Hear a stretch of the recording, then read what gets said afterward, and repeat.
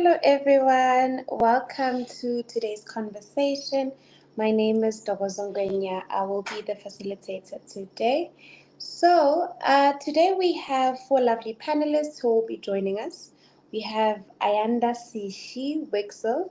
We also have Nondles Kosana, Kanyisa Mapipa, and Nyele Dibaloy. So before I allow everyone to introduce themselves, I'd just like to say thank you so much for making the time to join us. After I introduce the topic, I'll just hand over to you.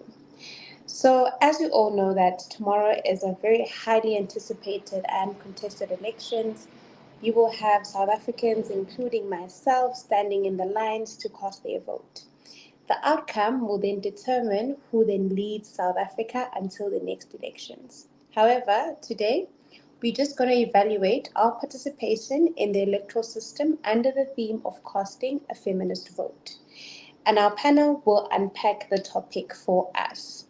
In this second session of our third part of the Why Vote For You series, we will just explore the concept of the feminist vote and also its potential to advance women. This will be for the queer people, migrants, including the people living with disabilities and sex worker rights in South Africa.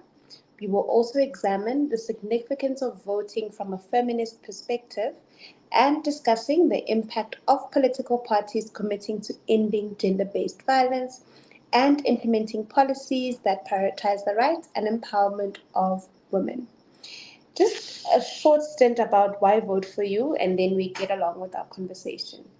So in the year 2019, Soul City launched an institute called the Why Vote For You campaign.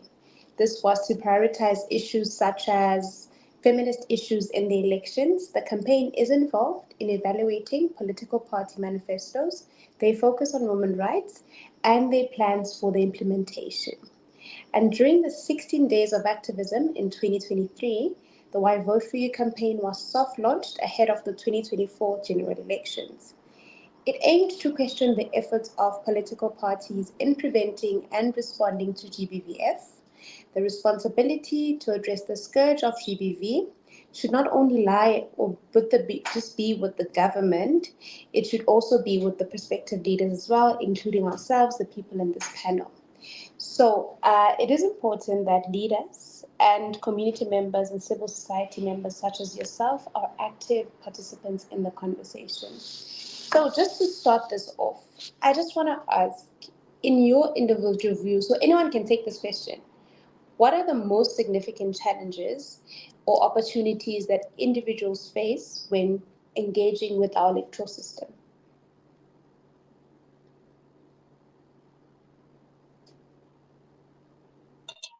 I think I'll take this one because we all just got gun-shy there for a hot second.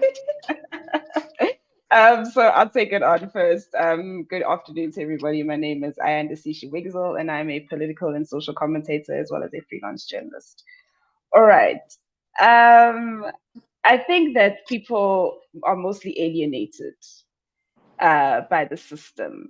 We are promised a lot of things, but I think that these promises are kept for some, but not for all. And so therefore, this beautiful democracy that we have that is inherently meant for everybody, a lot of people don't feel as if they are a part of this country. They don't feel like they have well-functioning lives, where they can be fulfilled when living in this country. And I think that's the biggest part of engaging with this democracy, because our inequality levels they are not only so astronomically high, but they are so entrenched in our systems that it just makes it so difficult for umuntu to actually realize ukuthi ngumuntu ngempela, because ubuntu bami has been taken away. It's been molded into something else entirely, and angazi ukuthi yini, yabo. And so it becomes very difficult to then engage and find your space in a democracy that is otherwise holding you back from a lot of opportunities, according to a lot of people. I think that's where the problem, I think, lies when engaging with this democracy that we have. Oh, that was such a mouthful. Does anyone else want to? Nontle, you may go. Thank you, Ntokozo. I think another problem, and I completely agree with you, Ayanda, I think another problem is that we don't really have quite an expansive electoral education kind of like culture here in South Africa. So we really only ever think about elections when it's like during election season, at the detriment of the fact that like a lot of people don't actually know about like the electoral system itself and how it operates. So that when they begin to start thinking about voting, they don't think about what it is that they're being given by each party, but they are voting according to the leaders that are being, paraded around. And I think that the media perpetuates this by not actually engaging, citizens in, electoral education, so that they understand that when they're voting, what are their rights, and like what are the responsibilities of the political candidates that they're voting for, and how to also hold them accountable to what it is that they are presenting.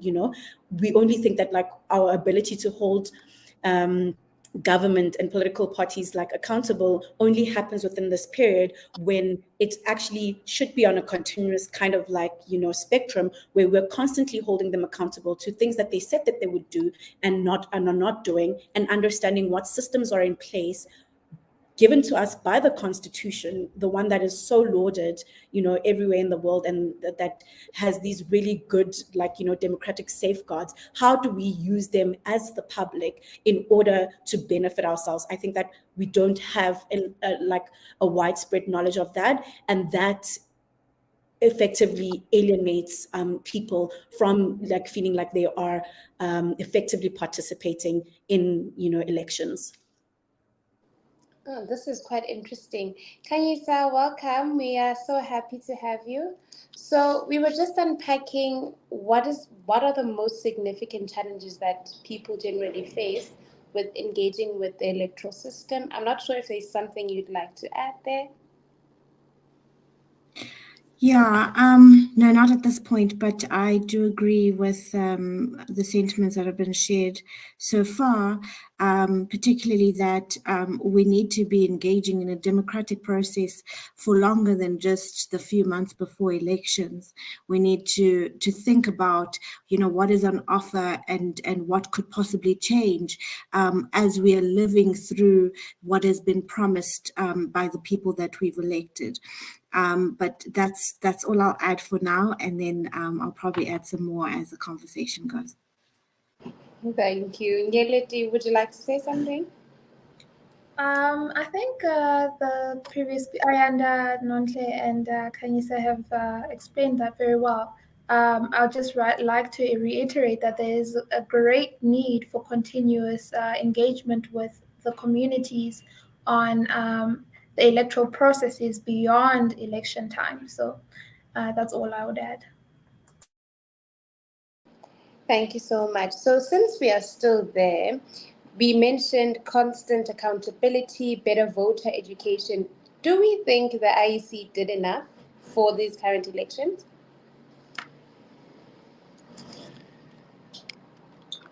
I'll go first.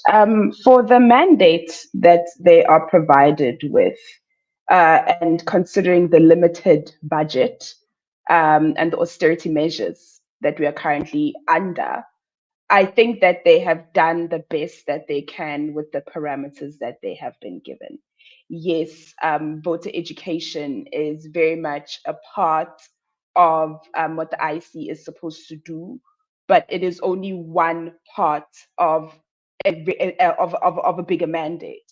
And I think the mandate of voter education cannot fall solely on the IEC. And I think that it needs to work in conjunction and tandem with government, because they are the biggest resource of the IEC. And I think that they are the biggest people at fault when it comes to voter education, because this is something that should be integrated into our curriculums and into our schools from ECD right up until matric.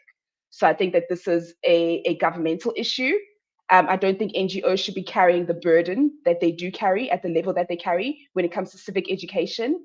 I think that government has a really bigger role to play here. I don't think the burden should fall solely on the IEC either, but I think that the IEC really has to pick up the baton here themselves, which they have done. But I think with the limited budgets, there really could be more that could have been done had the IEC been given more money. But the money cannot only go to the IEC, and the money cannot, and the burden cannot also fall to NGOs. I think the government really needs to pick up the baton here and start doing something a little bit more when it comes to civic education, because it also can't fall to political parties either. That's fair. That's very fair. So since we're on this topic, you had an interview, right, in the September 2023, and you mentioned that you will not be voting in 2024. Where are we with that stance?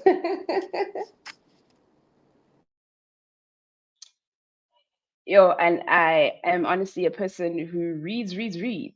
And the more that I'm reading and the more that I'm comparing, it's still the same. I still will not be voting come tomorrow. Don't you think that you're better off voting than not making the choice to vote at all? Because when you choose not to vote, that's one ballot we are missing in the count. No, for sure. Look, I definitely understand the gravity of the situation of the decision that I'm making.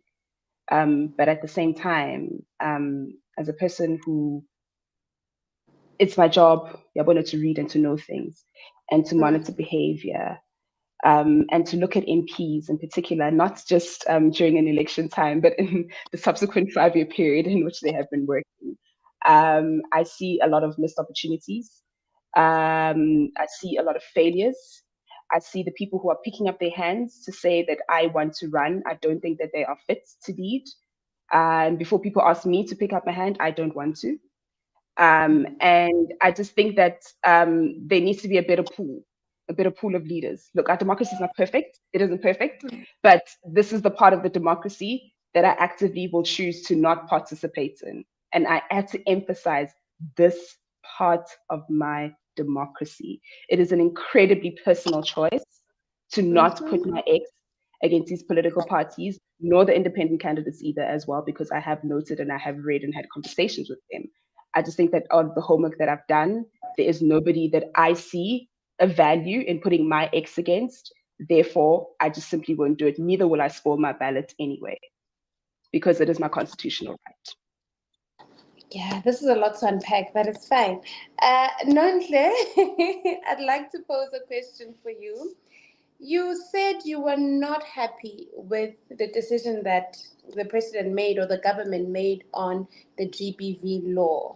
Or is it the implementation? What exactly are you not happy with? Okay, so I've been following this process obviously since since we started this process, since we put like the creation and establishment of the National Strategic Plan on the table, and kind of like initiated that kind of policy framework conversation and its effective implementation. And civil society organizations and just civil society in general has really been pushing government to effectively implement policies. So create legislation where there will be effective implementation of policies. Now, in the NSP, there is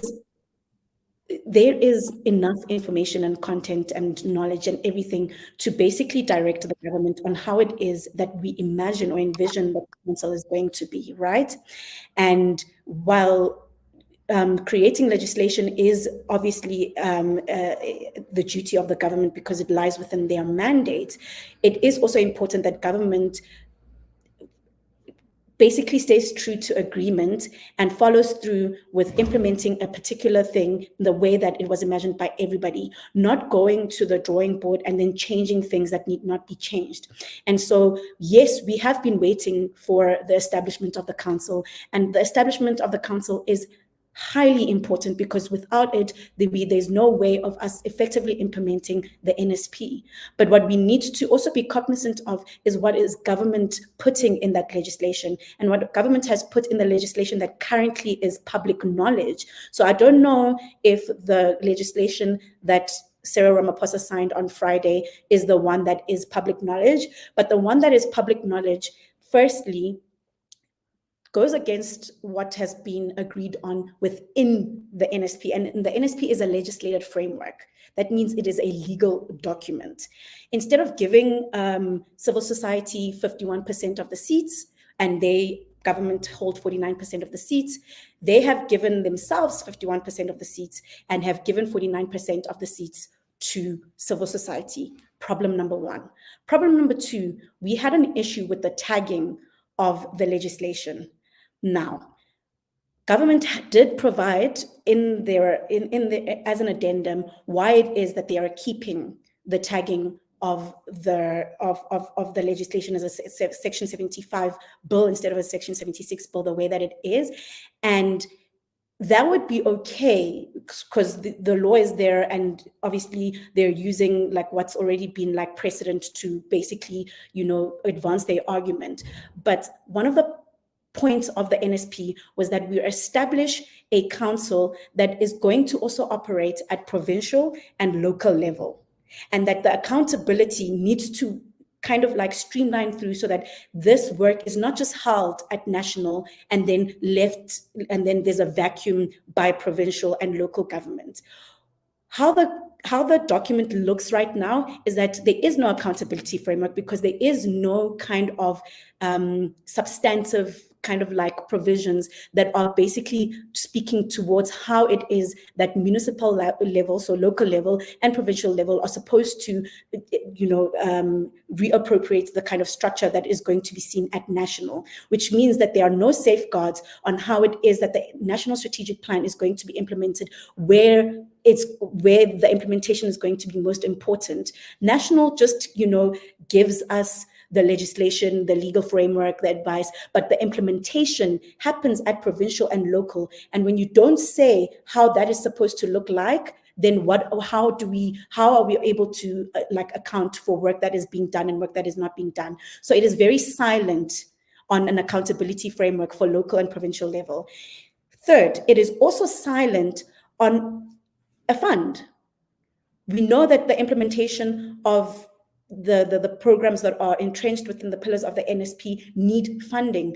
That's why we have #fund the fight. Without the funding, there's no way that a council can exist and be able to implement anything. So without the money, where are we going to be getting the money to effectively implement the NSP properly? We don't know. The government hasn't said anything. Right now, there's the GBVF response fund, but that fund was only supposed to be an interim fund where both private sector and government would put money into the fund so that one body, it sits in one kind of central structure, and the funding then comes from that centralized structure. There is no centralized structure. So what you have now is a bill that basically establishes how the council should look, who should be in the council, but doesn't say where they're going to be getting the money from, how they go, how much money is going to be given for the activities that need to be rolled out as per the NSP. The NSP is a living document. It's a strategic plan for 10 years, which means that it needs to be implemented every year, and we need to be reporting back. If there's no implementation, then what is the point of the council? And that is just one of the issues that exist. So to basically summarize why there's this kind of unhappiness, not only coming from me, by the way, but from civil society as a whole, is that government is not showing any true substantive kind of, what do you call this? Substantive, what's this? What's the English word? The government is not really showing us that they are really serious about actually tackling the issues that are related to gender-based violence and femicide in this country. By merely establishing a council and not having it be as effective as it can, how are we supposed to be happy about that? Because the whole point is so that the council can function. South Africa's got really good policies, but really poor implementation. So if we don't fix poor implementation, then what are we celebrating necessarily with the establishment of a council if the council itself is lagging in how it can be effective? So I was actually about to ask, Do you think we are at a point where we are good policymakers, but not really great implementers?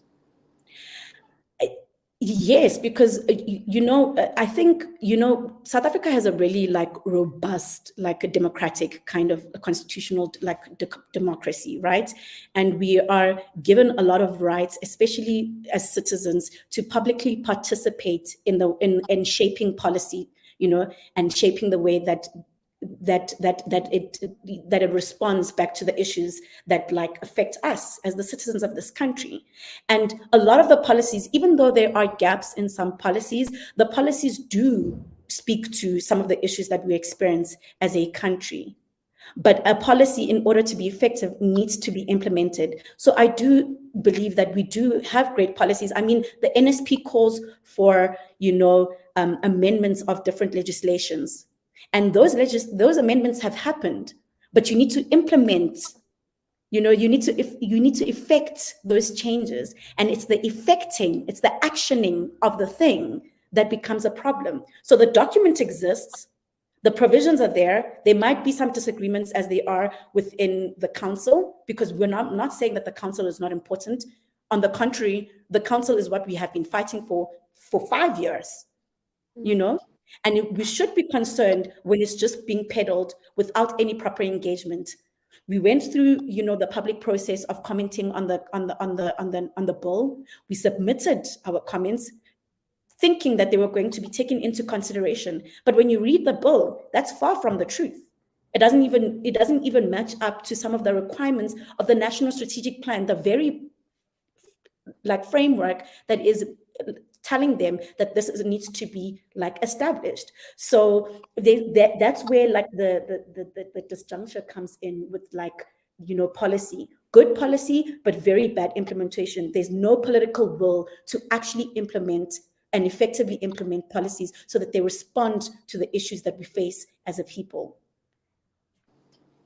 You've said a lot, hey? We could actually unpack this for the whole day. Kanyisa, I just have a question. When you did an interview, I think it was last year, you said you have a dream, and your dream includes equitable access to healthcare services and other basic rights. Where do we think we are right now in terms of actioning that dream? Well, I think we need to be balanced in how we view that. So if we look at the reign of the ANC, if you will, from 1996 up until today, or 1994 up until today, we can say that there has been a marked improvement in accessing healthcare.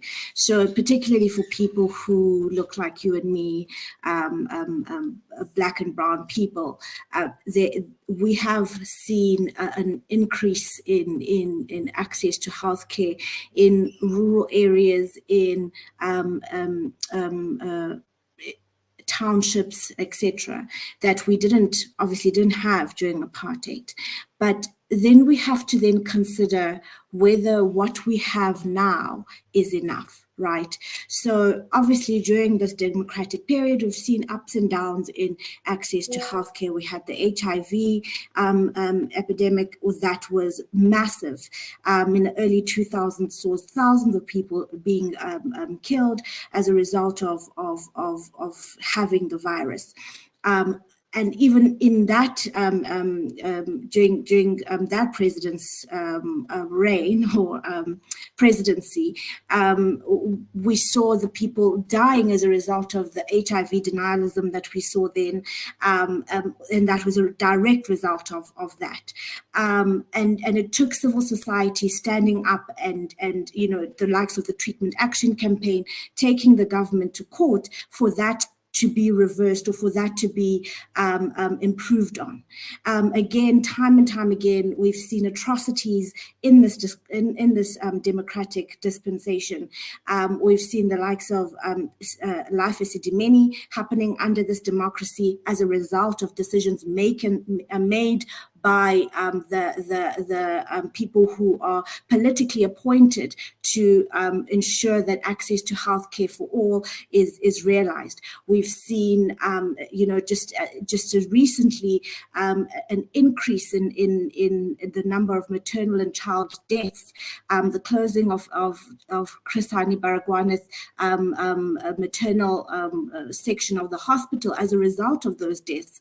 And again, organizations like Section 27 had to take the government to court to say this right, the right of maternal health, the right of children under the age of 6 is actually, it's not something that can be placed, on the back burner. It's not something that can be, where these kind of rights can be debated. And time again, what we've seen is that we've had to, as civil society, rise up against decisions that have been made by this government that directly impact access to healthcare. And now, as recently as last week, we have a decision again made by this government, which we will see how it bodes. But we, as civil society, have raised a number of objections to the NHI bill as it stands on how it will impact access to healthcare, particularly for the poor, particularly for those in the public healthcare system. And so again, time and time again, these things have been ignored, and we've actually ended up having to go to court in order to have them vindicated, in order to have them our rights realized. So to answer your question, there's been again a marked improvement on access to healthcare if we're comparing apartheid versus democracy. Of course there is, but has this government done what it's as much as it could have done in the time that it's had with the resources that it's had available? I don't think it has. I think there are massive gaps that we've seen in provision of access to healthcare. Speaking from a sexual reproductive health rights perspective, we've recently done a stock out survey or stock out research in the country, working alongside Richidze and other partner organizations that are on the ground, speaking to people who access healthcare facilities, speaking to facility managers, speaking to healthcare workers about access to reproductive health, reproductive health care, and also access to contraceptives. And there are crazy numbers coming out of that report. I've just drawn out a few. So like in KZN, we visited 27 facilities, asking them about access to contraceptives, for example. And 93% of those facilities reported not having injectable contraceptives. Of the people that visit those facilities, about 98% reported not having the contraceptive of their choice. And obviously, as we know, there are many reasons why a woman would or person using contraceptive would choose a particular type of contraceptive, given her own choice, but also her reaction to other types of contraceptives. So these are the types of numbers that we're seeing in the Eastern Cape. The IUDs, between 40 to 45% stockouts of IUDs, 73 to 77% stockouts of subdermal implants, oral contraceptives, 85 to 91% stockouts of oral contraceptives in the Eastern Cape. I mean, this is under this democratic dispensation that we're talking about, where women's rights are seemingly at the bottom of the considerations. They are the last thing to be considered. How do you say that you're running a feminist democracy that is counting or even looking to realize women's rights when you have these kind of numbers on things that women desperately need? And these are the type of contraceptives that a woman can take and not have to negotiate with a partner in this kind of environment that we live in South Africa, where gender-based violence is such a real thing. So for me, like I said, access to healthcare it could really improve quite a bit, and there's still quite a lot to be done as far as that's concerned.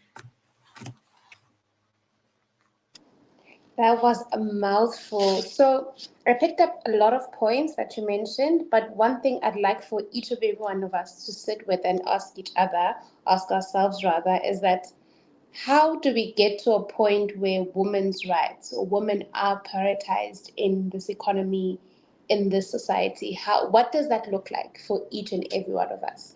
So I'll just let you sit with that. We will come back to that question.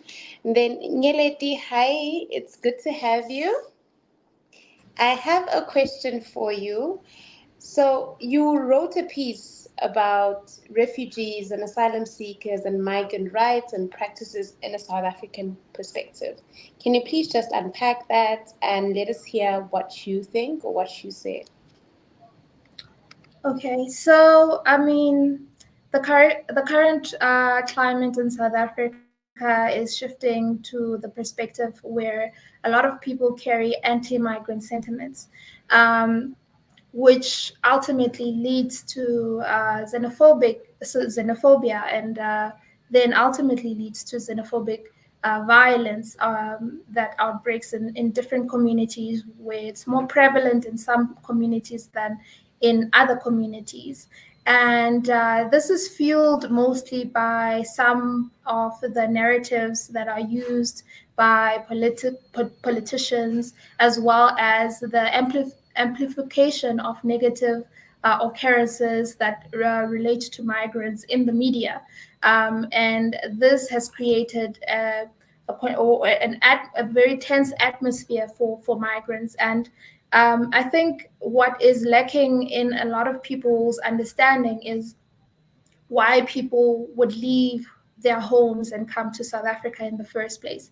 So that creates an unempathetic perspective on people, because they don't know what the migrant story is, and they are then seeing migrants as a them as versus us situation. It doesn't help really that we are living in a society or in a country where ourselves have a lot of inequality, and we are also facing strives such as unemployment. So if you are experiencing troubles, for example, as Kanyisa mentioned, if you go to a public healthcare facility and you're unable to get the contraceptive that you would like, it is easier to put the blame on the presence of migrants as the reason why some of our services are dilapidating.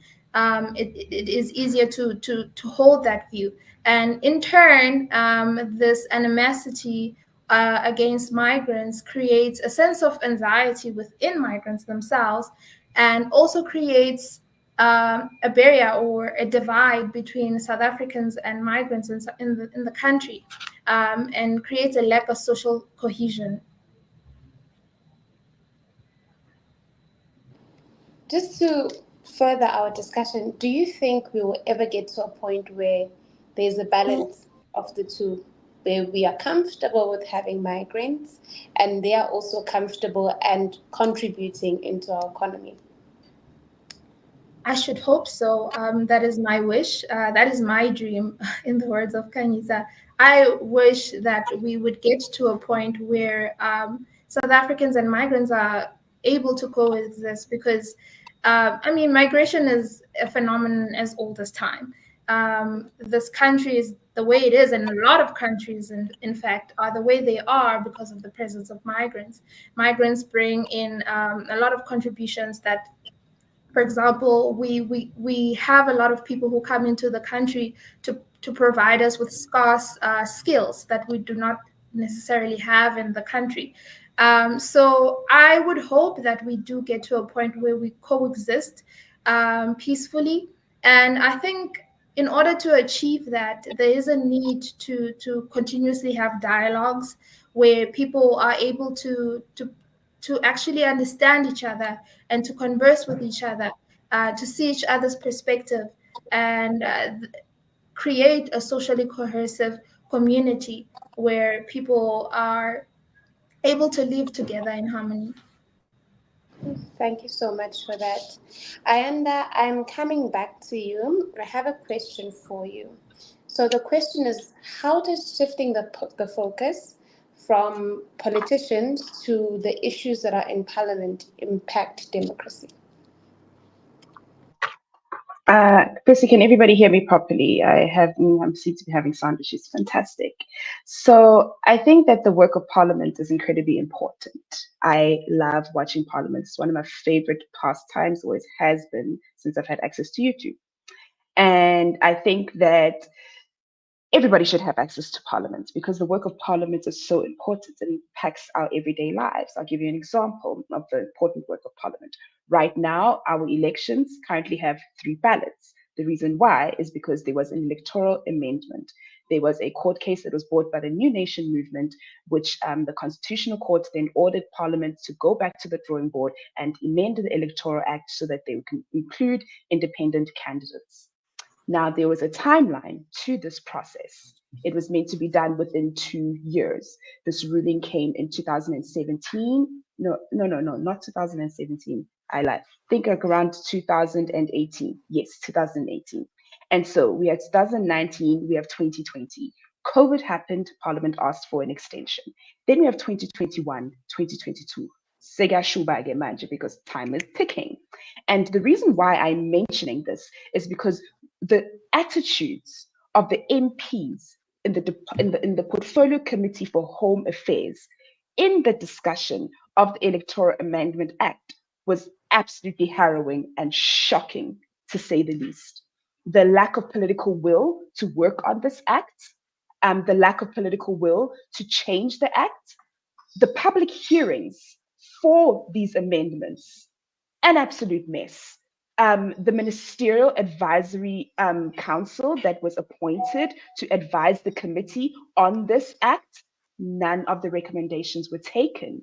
And let me tell you that the Ministerial Advisory Committee has some of the best minds that our democracy has to offer, yet no recommendations were taken from that MAC. And so the work of Parliament is very important because it shows people that this is what your vote bought you. This is the conduct of your parliamentary members. This is how they work. There are some members of Parliament individually who do exceptional work within their committee portfolio work and also within their constituencies. So every single member of Parliament has a constituency that they're meant to take care of. So for example, if you're in the health portfolio committee, you have a constituency of hospitals that you're meant to go and make sure that underneath your constituency, everything is going on according to the law. So for goodness sake, why did we have Life is to Men?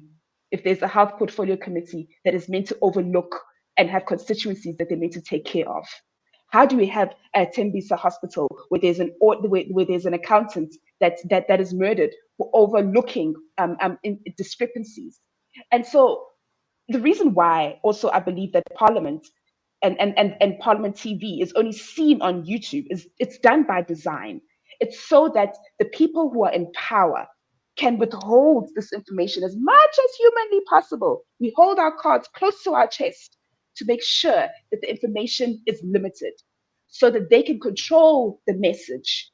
So, for example, with NHI, okay, the public hearings that came out of NHI between 2019 and 2020. And if you want to look at that, please can you go check out Spotlight and check out Legacy. So they did fantastic work during those public hearings. And you see videos often of people talking about how hospitals, I can't get into a hospital.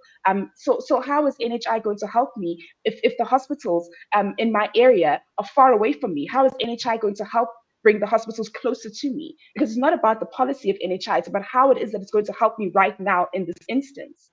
And this is the problem that I again have with Parliament holding their cards close to their chest, is because people need to know this information. People need to see this debates happening amongst committee members, see who is absent, see who is not absent, see the high levels of the high absentee levels in Parliament versus the senior leaders versus the junior leaders. So there is a lot that is happening in Parliament that I don't think a lot of people have access to, unless you read the news and you follow parliamentary reporters. But it is not something that is often spoken about, is the direct impact that it has on ordinary citizens. Sure, I say wow, because I'm one of the people who really did not know as much. So I'd just like to ask that could you just please share the resources and then we can share with everyone else. Okay, so Yeah, there's this thank you so amazing much. group, great Mhm. NGO. They're called Parliamentary Monitoring Group. What they do is that they watch Parliament like a hawk, worse than me, because it's their jobs. And they give you a diary of what members of parliament are going to be doing, what portfolio committees are going to be sitting that week, and what it is that they're going to be discussing. At the end of each day, there is a diary that is put out where they basically summarize all of the portfolio committee meetings that have happened. So you don't need to go back and watch Parliament yourself and see them fiddling with the webinars and seeing someone's nose there, like they usually sit like this. You don't need to do that. What you can do is have a nice little neat summary that is written for you. But if you're somebody like me, who you need to watch it, you need to watch Parliament TV. So it's parliamentary TV, search Parliament TV South Africa. Usually it pops up and our emblem is right there with a nice tick from YouTube. And every day or every other day, depending on what portfolio committee members are, what portfolio committees are going to be sitting that day, you can watch live what is going on, the different debates that are happening. And so outside of parliamentary monitoring group and also watching on YouTube, there are parliamentary reporters that you can follow from EWN, ENCA, Daily Maverick, SABC. Each and every one of the news organizations actually have their own parliamentary reporters, which are there every single day, making sure that they also are watching Parliament. I think that it's a great resource to watch Parliament because it teaches you about the way it is that our system works and how it is made to work for us. You're going to see members actually be really ordinary people. You actually see them as human beings outside of their political affiliation. So you can actually get a better barometer when it comes to the margin of seeing who is actually serious about doing the work of Parliament and being a member of Parliament and legislature and who is not. Thank you so much for sharing. I will definitely be sharing this with other people that I'm familiar with. You said it's the Parliamentary Group and Parliament TV South Africa, correct? Parliamentary Monitoring Group, Monitoring. PMG. Yes, Okay. Parliamentary Monitoring Group, PMG for short. PMG, thank you so much. Kanyisa, I just have a question for you in your line of work, right? Since we are going to elections tomorrow, how do we then ensure that SRHR is a prioritized matter, and to what extent can we use to hold these officials accountable? Okay. Just firstly, I just want to touch on something Yeledi said before my network disappointed me. So when it comes to migrants, something that's quite interesting that we've seen in this government is this riding on the xenophobia, particularly in healthcare, riding on South Africans' xenophobia.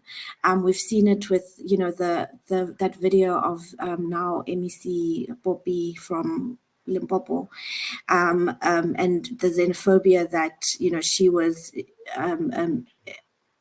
was responsible for on that particular patient, that poor patient who was on that bed. But we've also seen the rise in putting in policies that are xenophobic, so excluding migrants from access to healthcare, to the point where even primary healthcare is in question. So we get quite a bit of cases, particularly from women and girls who require access to healthcare. I mean, those things are quite what you call it. They're quite clear in the law. So access to reproductive health rights is rather protected. It's specifically mentioned in our constitution. No other healthcare is mentioned in that way. Our Section 24 right says you have the right to access to healthcare, including reproductive health rights. And so what we've seen is there's been quite a bit of rejection of particularly migrant women and girls in accessing these rights, and pregnant migrant women and girls who've had to give birth on the side of the streets and the floor of the hospital because they actually cannot get access to that healthcare. And what has been shameful has been the fact that civil society has then again had to take government to court over these very basic things that we think anybody with a heart anyway should be able to know that they are wrong policies. When it comes to SRHR and casting your vote in a way that amplifies how we feel about SRHR, I think it's important to look at manifestos. So it's important to read the different parties' manifestos. Obviously, the ANC's track record speaks for itself. As Nontle was saying earlier, there's quite a bit of policy, great policy, but not so much great implementation. So, I mean, they brought us the Choice and Termination of Pregnancy Act, which is great for women's rights and abortion rights, but the implementation of that is so bad. It is actually so bad. In the Eastern Cape, for example, there's we in our report that I mentioned earlier, we had looked at 135 facilities, and of those 135 facilities, only 20 of them provide abortion. And I mean, I don't know if you know how big the Eastern Cape is, but for 20 facilities in the whole Eastern Cape to provide abortions it's a drop in the ocean. That means women have to go very far. They have to spend money they don't have. And as you might know, the Eastern Cape has the largest population of Black women who are unemployed and are not formally educated in any way. So those women are the women who have to take out money in order to seek these very necessary healthcare services like termination of pregnancy services. In that province, there's 2 facilities that provide second trimester services. So if you're a woman and you're in your second trimester and for whatever reason you require an abortion, you have to travel to East London and Tanzania to get your abortion. So we've seen women lining outside of those facilities for days, some lining up from a Sunday to get their abortion on a Tuesday, sleeping outside those facilities, being exposed to the elements, being exposed to crime, and that is the type of implementation of that act that we've seen, which is very, very thin and doesn't even, I think, meet the bare minimum of that right. And then, if you look at other parties, you have other parties that are completely on the opposite end of sexual reproductive health rights. And one that comes to mind that we constantly have to be on the lookout for, and certain submissions that are made to Parliament and things like that, is the ACDP, who's completely anti-sex ed, completely anti-abortion, and sexual reproductive health rights to some extent. So we've had to be, quite vigilant coming through and threatening those rights. And so, if you read their manifesto and if you read articles that, have come out about their particular position, you'll see that is what they're running on. One that we were, that I, in preparing for this, had looked into their manifestos, and who surprisingly has quite, I think, good standing or position on sexual reproductive health rights of the EFF. So they put in their manifesto specifically that they would be looking at sexual reproductive health rights, the rights of LGBTIQ plus community in accessing healthcare services, the rights of One thing that they said is that each district will have 450, make sure that each district has 450 hospitals Oh, no, 450 beds in, and then one specialized hospital, which will have a gynecological and obstetrics unit, which is something that's, that's very positive, particularly for, if you're a woman who's looking for an abortion. So my advice would be to read the manifestos, see how they speak to your rights as a woman, how they speak to the rights of your fellow women and young girls who might need access to these rights, and without punting for any political party. I think that we need to educate ourselves on what the positions are. Most of them don't speak to SRHR. They don't speak to women's rights in that way. A few of them will touch on GBV, and therefore, to the extent that relates to SRHR, they'll touch on that. But most of them don't, which again for me speaks to how little consideration is given to women's rights, women's issues in this country, and how most of the time our rights tend to take the back burner. We get the scraps from whatever financial or funding that's available for our to enhance our rights.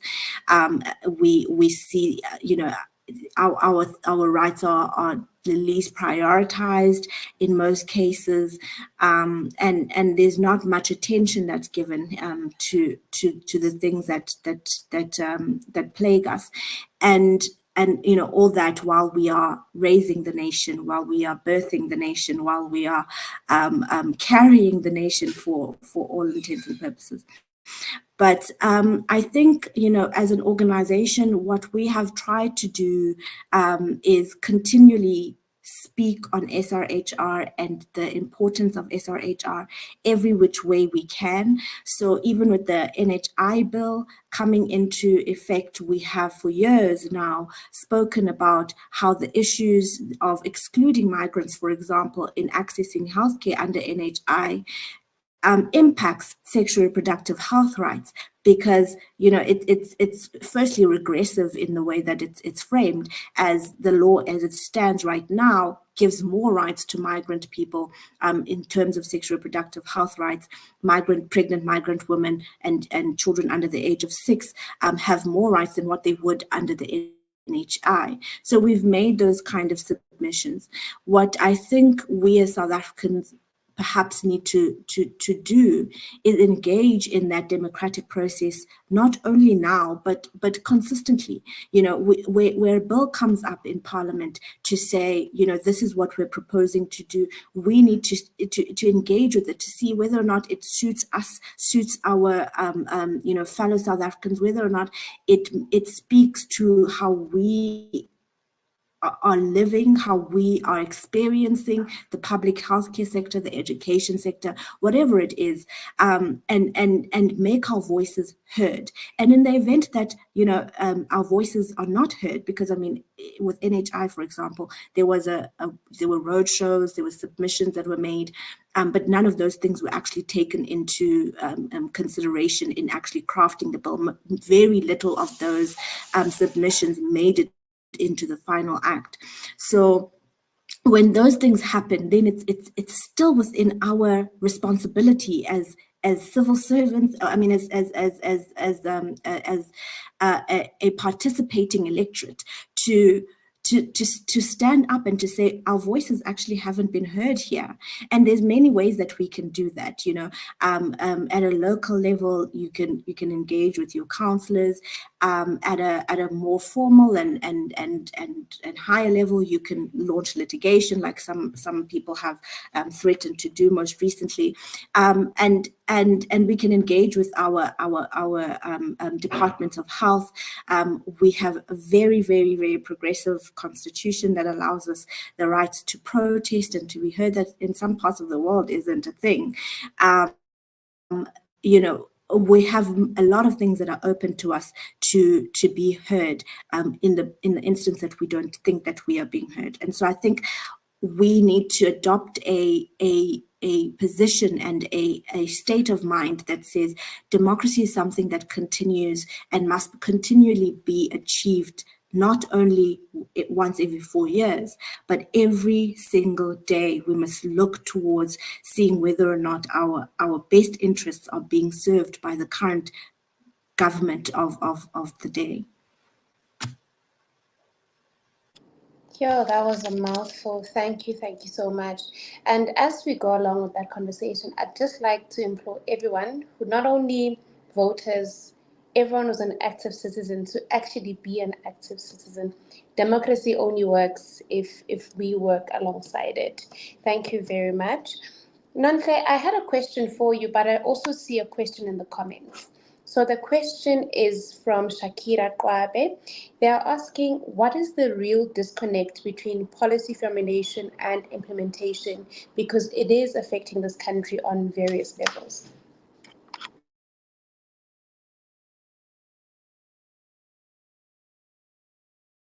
Please unmute. Excuse me for that. I think, and I think Kanisa touched on like the disconnect between, you know, policy formation and implementation, is that when initially a policy is being developed, right, is that either a department or a minister will, like, you know, kind of put like a strategic, like, you know, plan, like a strategy plan on like what then an issue is. Then it becomes a green paper, then it becomes a white paper, you know, and as it goes through those stages, the issue is kind of like synthesized and formulated a lot, and it goes through kind of like that public participation, right? It is really when the law is being constructed, because there's a difference between the policy and the law that is enacted in order to enable the policy to be effected. That's where I think, like, I mean, at the very least, with the National Council bill, that's really where like the problem sits or lies. Because when you look at the NSP, for instance, right, it is a absolutely good document. It is very intersectional in its approach. It, you know, it is imbued with a theory of change, and it really tried to imagine all of the issues that like, you know, are faced by South Africans today, especially when it pertains to like gender-based violence and femicide, and also has a clear structure on how it is that we want to deal with those. But when you look at the bill, it does not at all, like, you know, kind of mirror what is in the National Strategic Plan. And I think that's where the problems lie, is that when a policy comes in, the policy itself does relate to a particular problem. So the problem exists, but how that needs to be dealt with does not trickle into the law that is then established in order to deal with the problem. And so or sometimes, as Kanisa said, the law is okay, but the implementation of that law is so poor that, you know, you really have a policy that exists that's good, but you have a law that has no kind of like effective power. And I think the problem is political will. Like, there are certain things that are needed in order for you to like implement something properly, and without that political will, then you won't be like, you know, implementing that thing. So you can't just have the law and have the policy and then say you've got the thing and then that's it. Like, there needs to be continuation. Then you need to constantly make sure that those systems and structures that you have that you want established are being established. There's no point in having a good law, but when you go to where the law needs to be implemented at the local level, at the provincial level, there's no accountability. Nothing at all. So you have the law, it exists, but you have nothing speaking back to how do you hold like people accountable for not implementing the law. And that's what is lacking. And I think a lot of the laws in this country is that accountability, like, you know, framework. There is no accountability in this country. You have politicians, and as Ayanda mentioned, you have politicians like going into parliament and speaking against policies that they have developed. Look at EFF. EFF really does have a very good policy. Like, when you look at their manifesto, it is brilliant. You can see the kind of like impact that, you know, student movements have done. Like, this is civil society that has done this. You know, you can see the influence there. But have you heard them speak in parliament? What are they saying in Parliament? How are they voting in Parliament?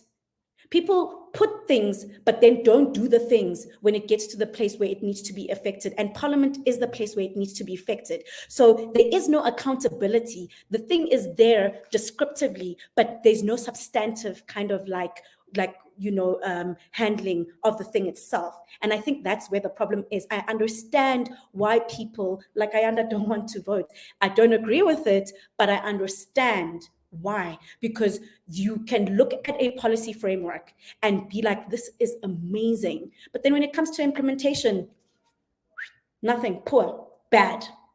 Because there is no accountability. How do we effectively hold the leaders who are saying that they're going to do things accountable? Because these are legal instruments, these are legal processes that we're going through. So how are we not able to hold them accountable for infringing the law? Because it's an infringement of the law if you don't apply it. And I think that's where to answer that question, that's really where the disconnect is that people say that they're going to do something, they put it into law, but then they don't effect it. It's the actioning of the thing where things get really, really bad. Okay, you know what? Nontobazo, can I just give one example to what Nontle is talking about? Just one example as to the reason why I honestly and truly in my heart of hearts believe that politicians are really, they're not servants here. They just put on this earth to lie straight to our faces. When I was in 2007, tail end of 2007, this was just after Jacob Zuma's abominable rape trial. The African National Congress decided that they're going to do a walkabout in Mlazi, and I was living there at the time as a teenager. And I had a visit from the then deputy president. Well, he wasn't deputy president of the country, but at the time, the African National Congress. And at my house, we had no running water. We had no water. I grew up in a home that had no water when I was in my grandparents' home. And I had an African National Congress leader sit in my lounge, hold my grandfather's hand, and say, I will fix the water problem in your home. And, you know, this never materialized. This never materialized. But what I did see when I later lived in the CBD, well, earlier when I lived in the CBD, was the women of power holding themselves and crying after the ruling of the Jacob Zuma trial in 2006. And the reason why I'm mentioning those two things is because when Nontle speaks about political will, and what politicians say versus in practice, it really does matter because it shapes young people's lives and the reasons why it is that they choose to participate and choose to not participate, because it really does boil down to political will and whether or not you're going to sit in front of somebody's home and fix to tell them a lie, because that it never materialized. We only got water, years later. But the point is that I had a politician sit in my grandfather's home and lie to me, to my face. I also saw politicians from the African National Congress Women's League celebrating right next to the women of power who were holding each other. I saw this with my own eyes, 16 years old. I saw this. And these these images help shape my view of the world. It helps shape my politics and my relationship that I have to politics. Seeing policy, great policy, not be implemented because of the political expediency, to allow for the political expediency of a few people in the elites of South Africa, is part of the reason why I had to sit and really comprehend what does it actually mean for me to put my ex on this ballot, because I can't comprehend with the lies that I'm being told. I cannot comprehend with the lack of political will. I cannot comprehend with the games that are being played with people's lives. And this is the relationship that a lot of young women in particular have with politics in this country. And there was a change that happened in 2006 with that rape trial. And Pumla Dineo Kola writes a great paper about this. And the paper is called the different Task of Normalizing Freedom, the Spectacular Masculinities of Ndebele's Literacy and Cultural Commentary in Post-Apartheid Life. You can find this on JSTOR. And what she says was that it was a cut that happened where women, we realized our place in the South African democracy with that rape child. We realized where we fit into the country. Like what Kanyisa said, like what Nyaleti said, is that women's rights will be put at the bottom of the totem pole. Migrant women's rights will be even lower because of the Afrophobia that this country suffers from. And so the lack of political will from the people who are picking up their hands, wanting to be the same as the people who are currently ruling this country, which is why I believe that there is no proper alternative, political alternative in this country, part of the reason why I don't vote, is going to honestly be the death of our democracy. I'll stop there. Drops mic. Okay. Guys, these are the kinds of conversations that need in Bizo. Like, I wish you could just gather everyone and say, hey, let's have this conversation, because this is so important. I'm learning so much. I'm engaging so much. I hope that everyone is too. Nyeleti, since we are on the topic of conversation, you mentioned how it would be better if we were able to conversate and have a dialogue amongst each other as to understand where exactly we all fit in. What does that dialogue look like? Well, firstly, the dialogues need to be held in the communities with ordinary citizens and not just in platforms like this. So we need to go into the communities and speak with the lady who sells the bread and her neighbor who might happen to be a Somali lady who has escaped mercenaries in Somalia. So when we have actual people beyond just representatives from CSO, but when we actually go into the communities and have both South Africans and migrants present, it creates an atmosphere where we are able to actually hear each other. Although I will be honest, this is quite difficult in the current climate. I've had quite a lot of social cohesion dialogues in the communities, particularly here in Gauteng and in Kimberley. And what I have seen there, because there are such rife xenophobic sentiments that are carried in such places and the Eastern Cape, you find that a lot of migrants are reluctant to come to those conversations. They don't feel safe. Especially, I remember I was in Soweto where there had just been an incident of a couple of shops being looted because kids were poisoned by the food being sold allegedly, and this was never actually proven to be fact. But because that was the sentiment that was going around, the shops were looted, and therefore migrants are scared to be in an environment where there are South African citizens because they don't feel safe. So, firstly, maybe to create an atmosphere that is safe, where people feel safe.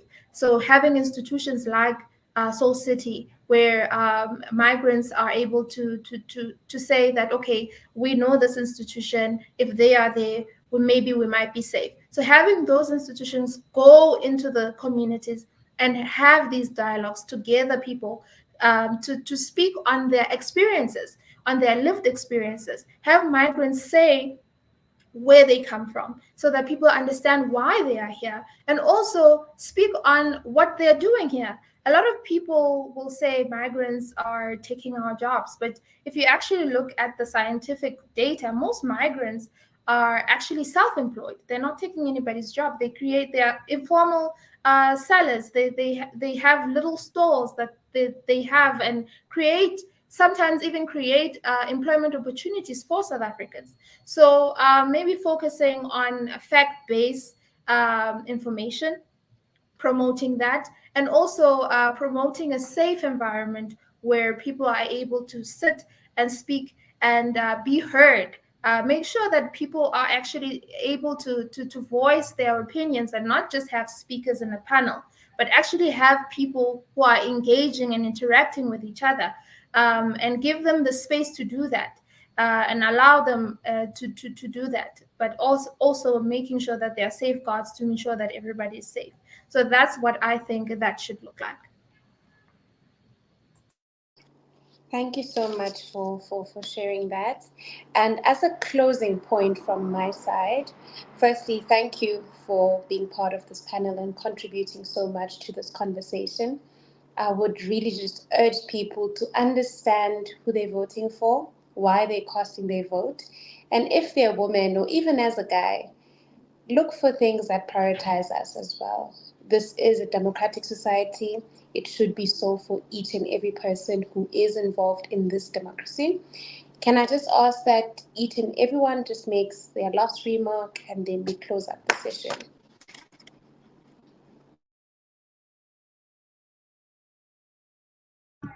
Okay, I can go.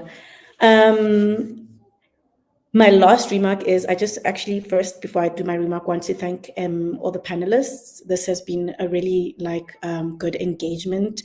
It's really nice hearing from different, sectors, or different perspectives rather, on like what the issues are, because it really does drive home, that we are all seeing, the same gaps, and it's about just kind of getting together and ensuring that we're all having a conversation.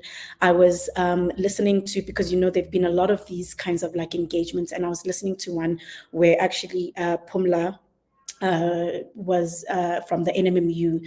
They had a group of professors, and they were really talking about the issues that we are talking about.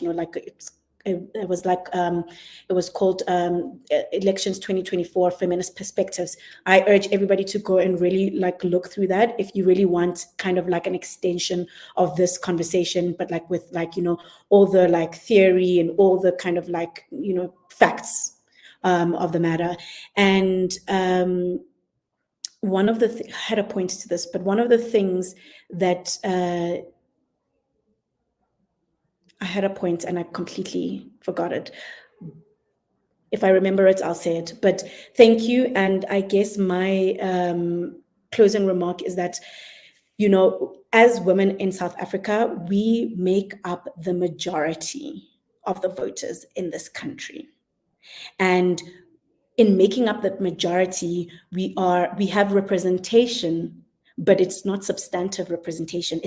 We have the least power within government, and we need to come together. This is what I was trying to say. Come together as a civil society, be a lot more robust with each other and our engagement, so that we can strengthen our own ways of holding government and state officials and politicians accountable. Because what is happening is we're all recognizing the same problems, but we're not all speaking together so that we're all moving from the same place. And when we're not doing that, we're either moving against each other and not enhancing each other, and in that way the government is able to really play us against each other, because government will tell you for free how it is that civil society works in silos, how civil society is not together, and they use that against us. That's why they were able to come and go to Ayanda's grandfather and promise him that they're going to get him water and not do it, because they know that nobody is going to come back and say, but you promised. Where is the accountability in what you said? We're not all tracking, we're not speaking the same when we're having these public kinds of conversations, when we are making these public comments. We're not all speaking the same. If we're acknowledging that a bill is not correct, like the NHI or the National Council, let us all agree that it's not. There's no point in trying to be diplomatic with people who aren't playing ball at all, And I think having as much as, Ayanda, I really hope you do vote, or you find it in your heart tomorrow to wake up and just, but I really do think that there are things that we can do, when we're voting. Look at who's on the lists of candidates. We are voices in this country. We are active participants in this country. Even if there are male leaders who are being paraded, we as the majority constituents, as women, we can say, listen, we don't want to hear from that person. No, that's not who we voted for.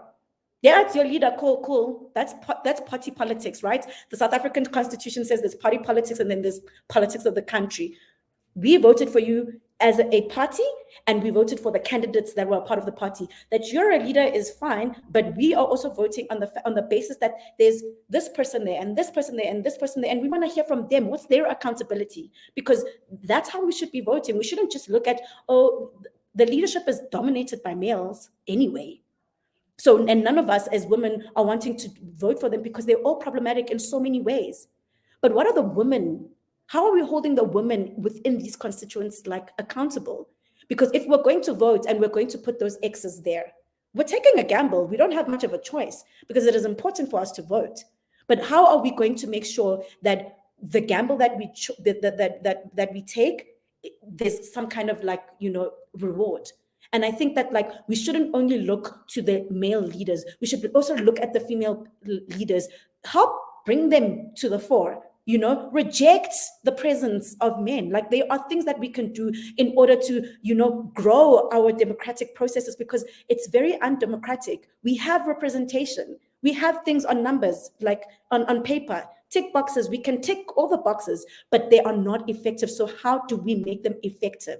And I think that when we're going to go and vote, you know, we must think about those like kind of intersectional issues that face us as women. Like, what impacts us?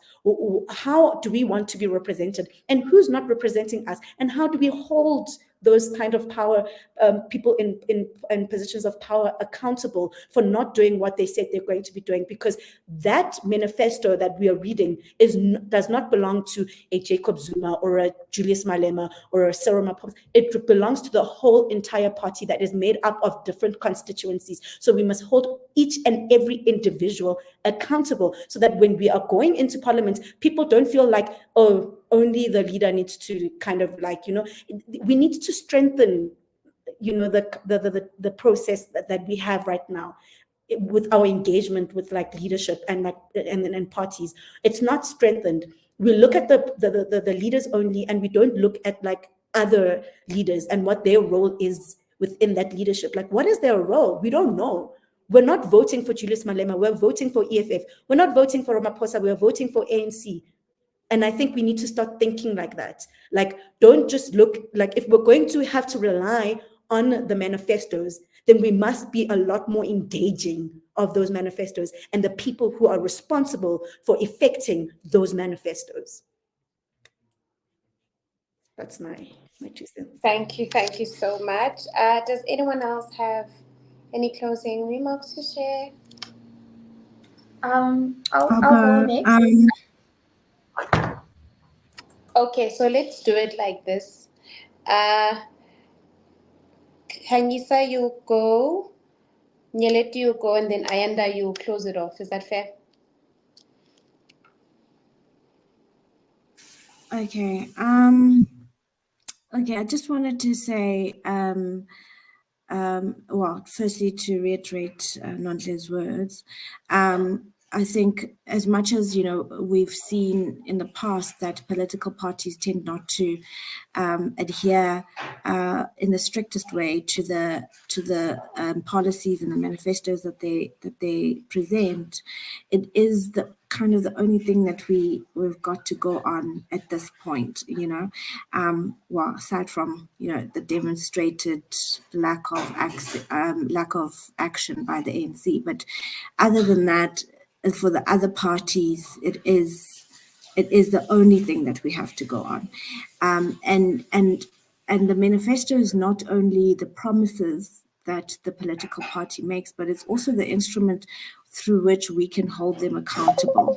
So we can, I mean, given what they say on there, depending on what they say on there, we can say to them once they come into power that, look, you promised X, Y, Z, and you're not doing that.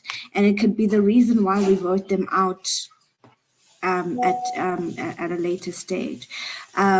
So what I want to say is, let's engage with the manifestos in a intentional way, and then let's vote according to our own interests, to our own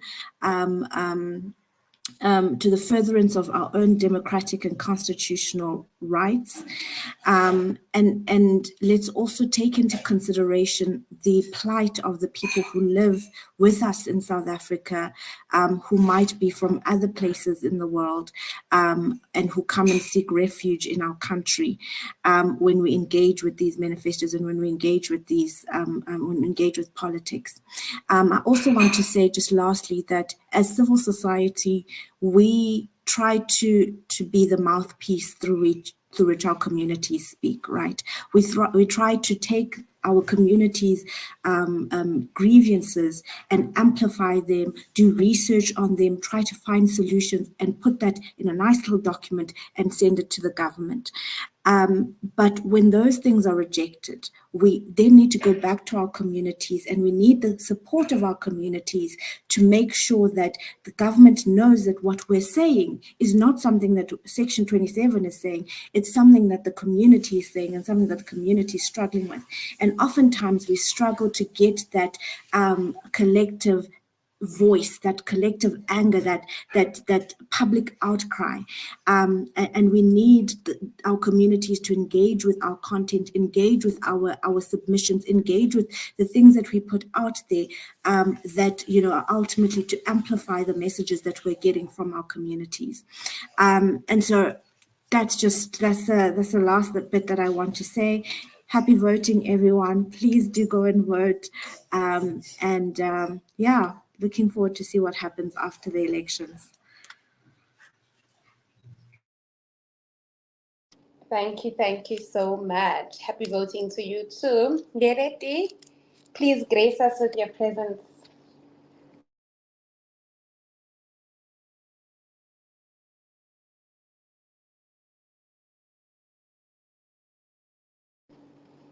Okay, I think she's having network issues. Ayanda, please just go, ma'am.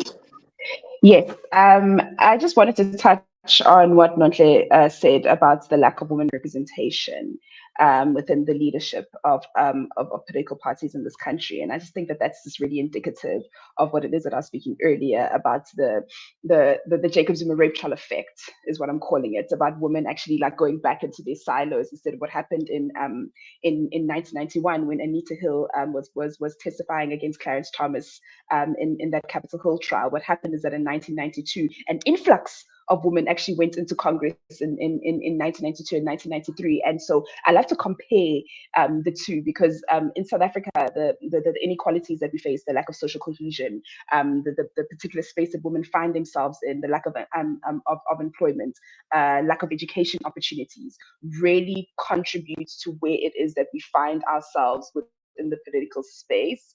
I am absolutely positively not in the mind to even engage political parties at this point in time as to why it is that they don't even provide space for women. As for the women who are in these political parties, judging from what I've seen, especially growing up, and my one example being the African National Congress Women's League, seeing the groupthink that exists amongst politicians, and knowing that the women who are involved in those enclaves are not necessarily there for the betterment of womankind, but for the betterment of the project of patriarchy. And that really sank in 2006. And what I think is that it really is something that is perpetuated and continued to be perpetuated today. If you look at the current scape of leaders, we have Patricia de Lille, we have Colleen Makubele. I mean, come on, Colleen Makubele is really a danger to society, kind of similar to the ACDP. And so sometimes representation isn't good representation. So this is what I mean when I really agree with you, Norton, that we really need to start holding the women who are in these spaces accountable, as well as holding the men accountable for not providing spaces and not allowing the ascension of women leadership, and the fact that men even have to allow that for now. But anyway, in closing, I just want to say to the people who are disillusioned with this country and the state of our politics, I feel you. I'm there with you. And I just want to say to people, take your time. Read, get as much information as you can. If you want to sit this election out because you are not sure, you are not okay, and you just want to see it out, that is okay. We live in a constitutional democracy, and it is your constitutional right so long as you're not breaking any laws, just to make sure that you know where you are and examine your relationship that you have with your community and your politics. Because at the end of the day, you matter. You are part of the collective, you're part of a community, and you matter. If you want to exercise your vote, that is your constitutional right to do so. But if you also want to make sure that you pick the right party, or if you want to pick up your hand yourself, you also have the opportunity to do that. We are a country that, we are not a monolith. We are a country that is for everybody, so long as you're not breaking the law and you exist under Chapter 2 Bill of Rights, obviously. But I just want to make sure that everybody your feelings are validated, they are normal, and they exist, and so do a lot of other people. Like 45% of the country actually showed up to vote in the last local elections. That's saying something.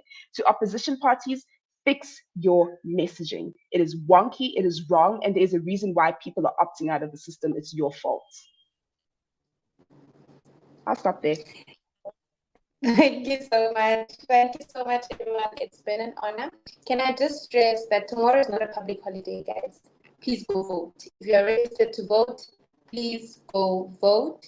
Thank you so much for this insightful conversation. Please enjoy the rest of your day. Bye-bye.